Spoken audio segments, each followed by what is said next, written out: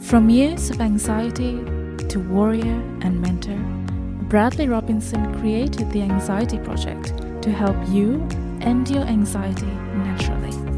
Let's mold the new you and let's end anxiety together. Hello and welcome to episode 216 of the Anxiety Project podcast.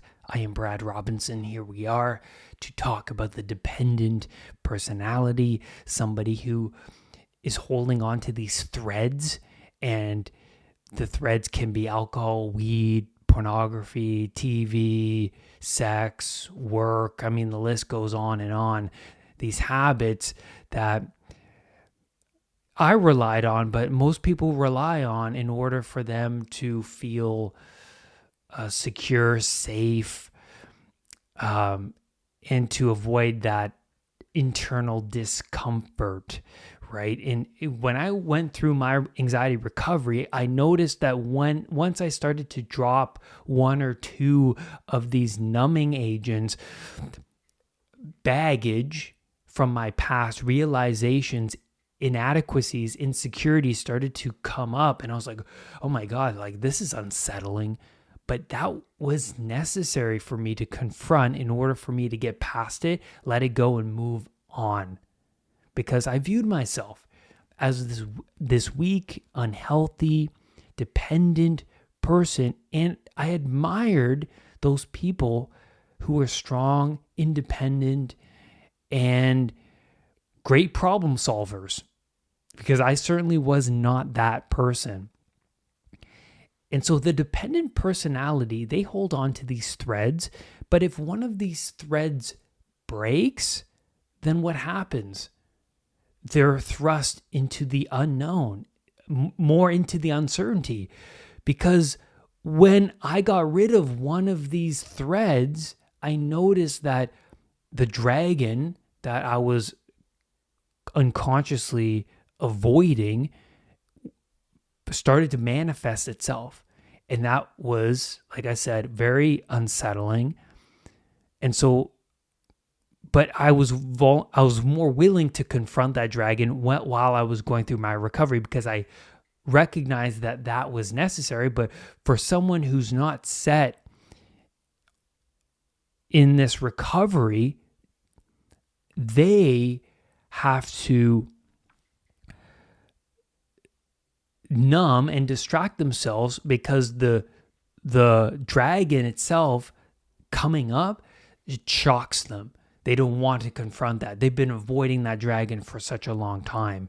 So today I want to dive into the dependent personality, why it's unbelievably harmful to remain in this dependent state, and why these external means do not last in the long run, and they're not meaningful in the long run, and they only harm your health and make you into a more weaker person, because I want to make you into that independent person that you unconsciously yearn to become.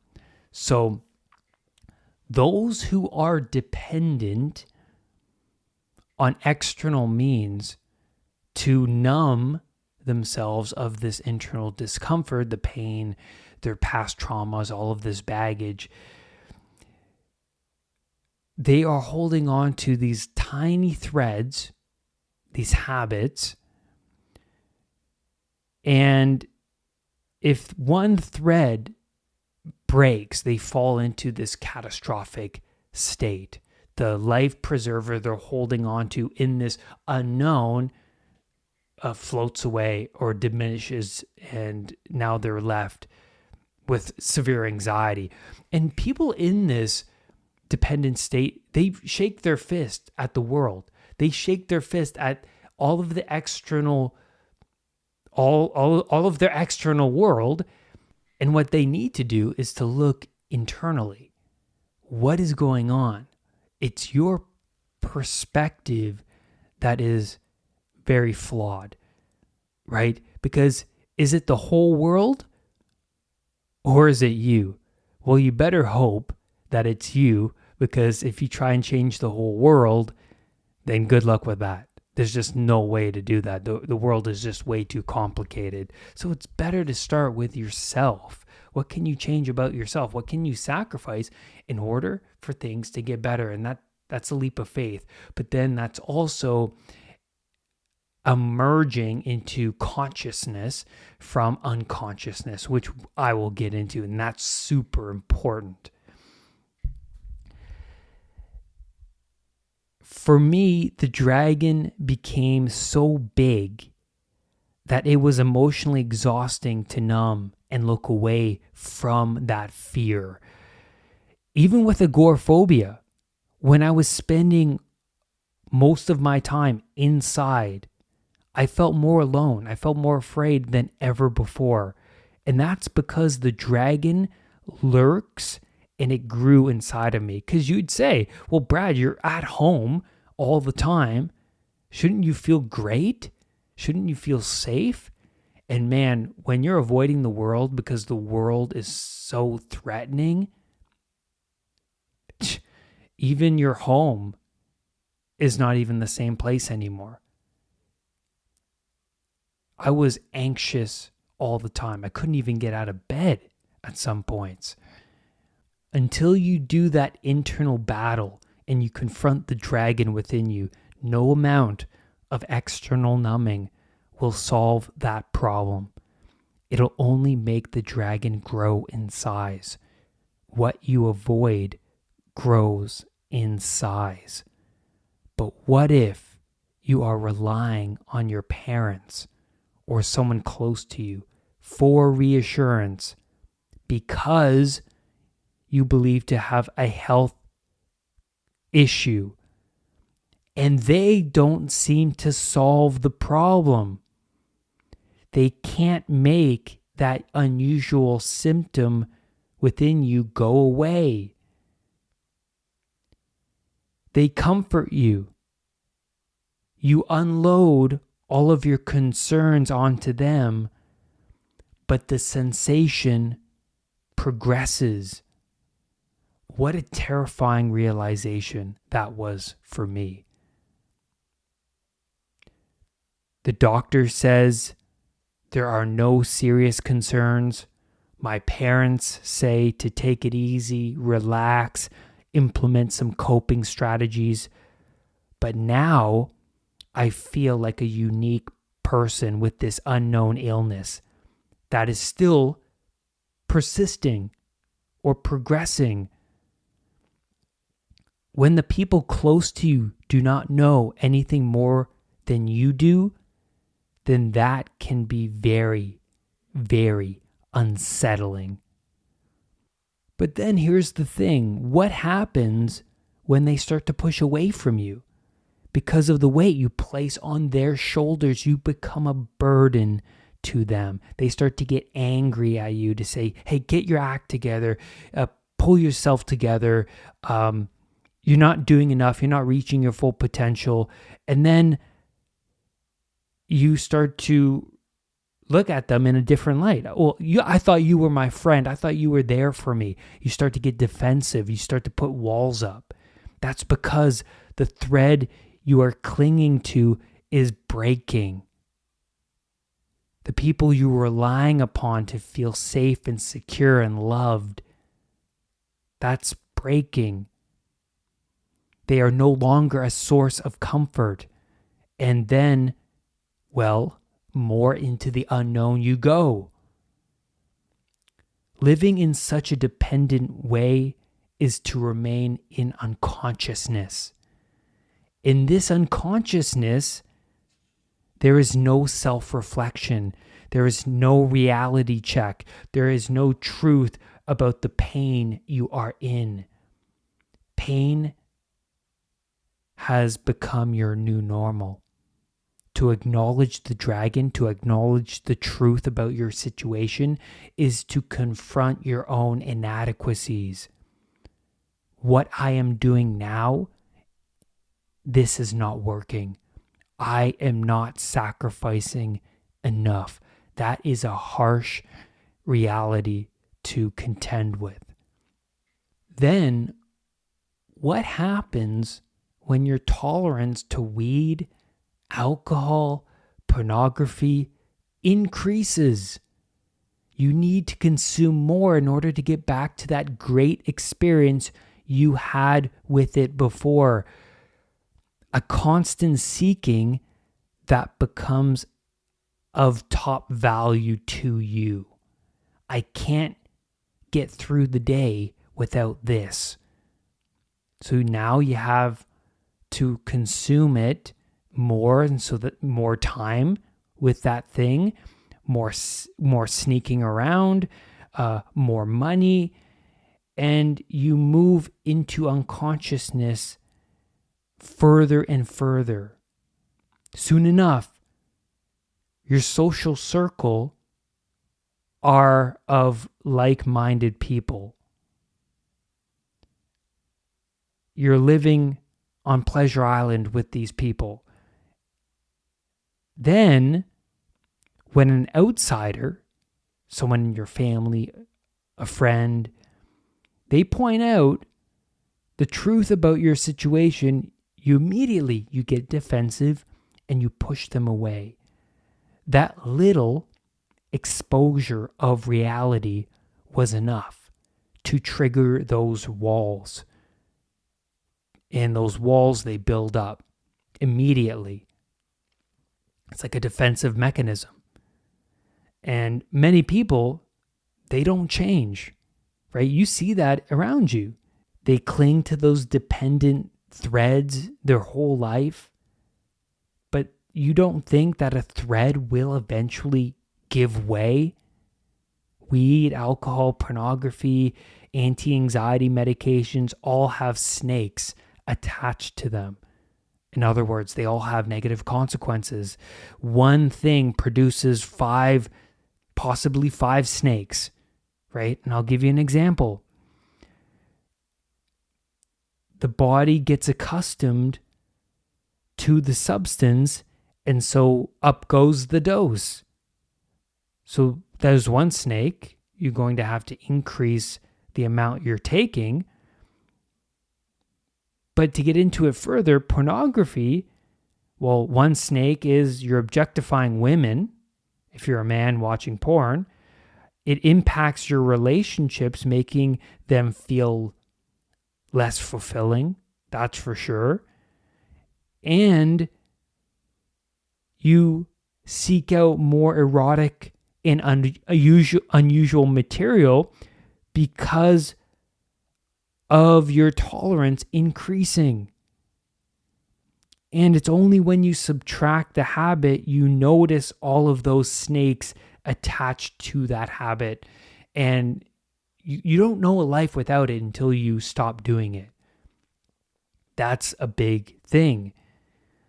But what if you could be that independent person that is a great solver of problems? And you're also comfortable in your own skin. If you begin to solve the little problems around you, you start to clean up the little messes in your life. You see yourself as someone who is self-reliant and not so dependent. You are confident that whatever dragon comes its way, you can contend with it and defeat it. Your identity is no longer holding on to a thread or two threads. And when a thread breaks, your emotional reservoir will not burst. Someone who is dependent has a stack of baggage. So imagine this. They have a glass full of emotional baggage, a glass full of water. The water is the emotional baggage. And when a thread or when some novelty presents itself in their life, well, a little bit more water, the glass will overflow. That was my old self. Whenever I would come into contact with something in the outside world, even on a TV show, even in a news article, when I would see tragedy, death, disease, I would perk up. I would become interested, anxious. And I felt, by the end of the day, emotionally drained. So my old anxious self, I was trying so hard to control every aspect.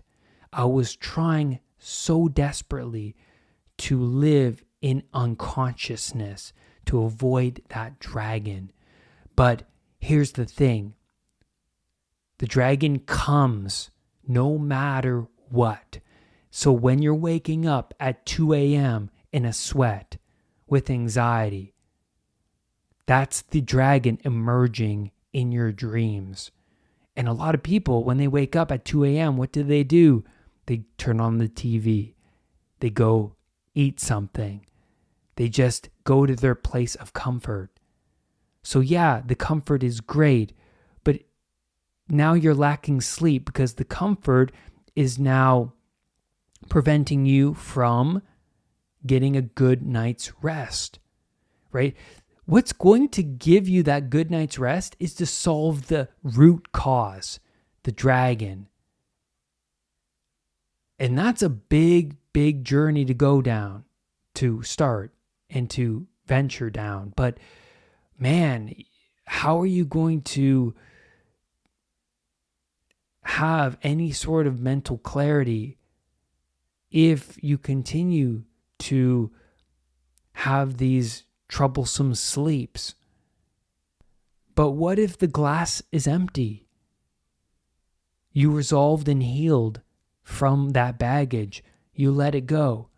Then now, any novelty that comes your way won't be so catastrophic. You have the strategies, you have the tools to confront and handle that novelty. But you view yourself as a great problem solver now because you've already solved all of these little problems before. If you stack up one win after another, you solve one little problem in your life, and then you solve another little problem, and then you solve another little problem, you're going to get to the big problems eventually. And then once you start to solve these bigger problems, you look in the mirror and then you see somebody completely different. You see somebody who is a great solver of problems. And then perhaps you can help someone else solve their problems. You can help somebody else who doesn't have the confidence or the right resources to solve the problems. Because once you start to realize that the dependent resources you were relying upon to feel safe and to numb and distract, once you realize that they are no